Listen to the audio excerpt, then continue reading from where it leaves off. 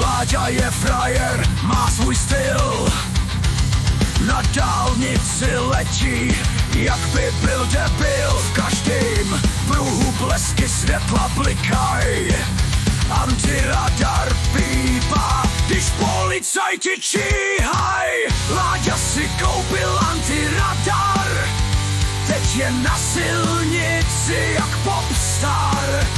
Něco pípne, on jen řekne zdar.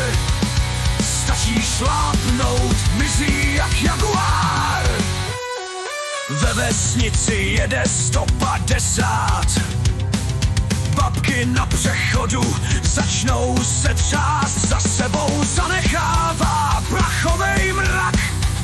Láďa si myslí, že je Fast and Furious kluk. Láďa si koupil antiradar, teď je na silnici jak popstar. Něco pípne, on jen řekne zdar. Stačí šlápnout, mizí jak jaguár.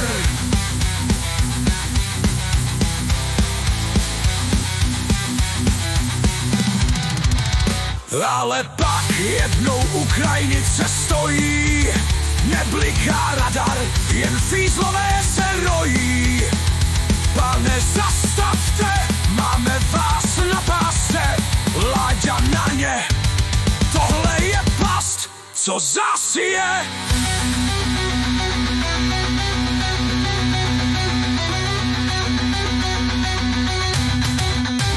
Z antiradaru teď jde jen ticho.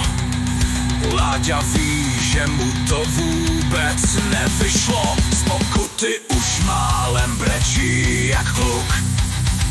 Teď si říká, možná jsem fakt truba a ne Fast and Furious kluk.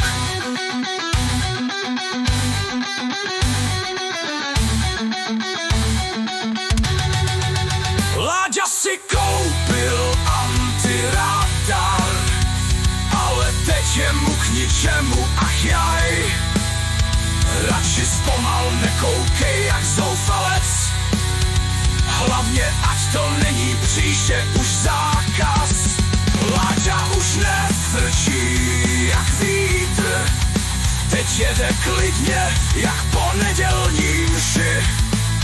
Antiradar má doma jen na okrasu, na dálnici hlídá hlavně rychlost a krásu.